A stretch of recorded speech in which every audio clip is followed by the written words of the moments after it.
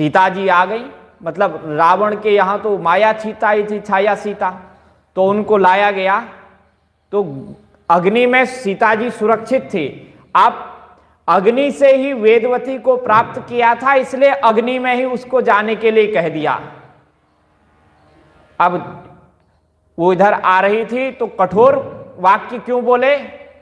क्योंकि भगवान राम मर्यादा पुरुषोत्तम है और दूसरे की पत्नी को ग्रहण नहीं कर सकते, इसलिए वहां से पुनः सीता प्राप्त हुई। और दूसरी बात, कुबेर का बेटा, भागवत में भी उनकी कथा है ना, मणिग्रीव। मणिग्रीव जो है एक बार सरोवर में स्नान कर रहा था। नहीं, वो तो अपने यहां था, अपने महल में था, लेकिन जो एक अप्सरा थी, वो अप्सरा जो है वह उनके पास जा रही थी। वो उसके पति थे उस समय, उस अप्सरा के, मणिग्रीव। तो रावण जो है बीच में आया। रावण ने देखा कि ये इतनी बड़ी सुंदरी सजी धजी कहां जा रही है, उसने उसको पकड़ लिया और उस अप्सरा ने कहा कि तुम क्या कर रहे हो, तुम तो मेरे ससुर जी हो, मैं तुम्हारे बेटे की, मतलब कुबेर का भाई है रावण, तो कुबेर का बेटा रावण का भी भतीजा है, और भतीजे की जो पत्नी होती है वो तो बहू ही होती है। तो उसके साथ जब बलपूर्वक छल किया रावण ने, तो वह थरथर कांपने लगी।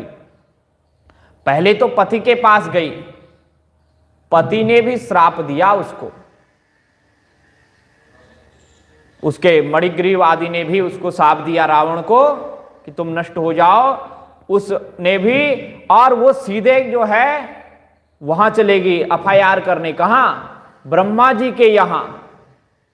बोले तुम्हारे वरदान से मतवाला होकर के रावण ये काम करता है, उसको अभी नियमित करो।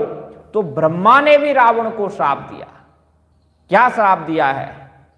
बोले अब तुमने किसी भी स्त्री का उसकी इच्छा के विरुद्ध स्पर्श भी किया, मतलब उसका बलात्कार किया, तो निश्चित रूप से तुम्हारे सिर के 100 टुकड़े हो जाएं, ये कहा।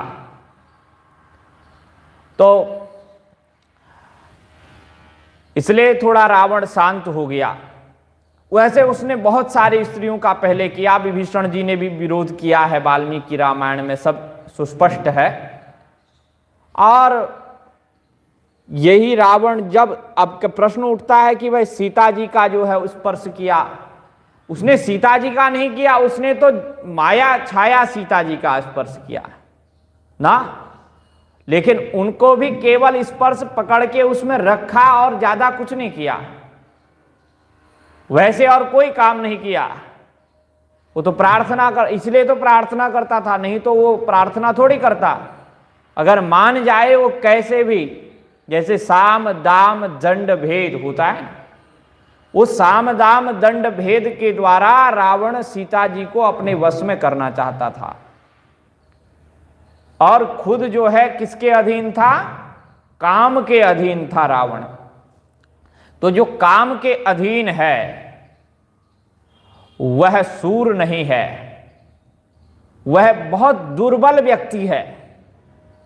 दुर्बल व्यक्ति है, इसलिए तो रावण जो है सीता जी को चुराने के ले गया, चुरा के ले गया। अगर चोर बन गया ना, अगर वीर साहस होता तो चोरी थोड़ी करता, लड़ता, युद्ध करता।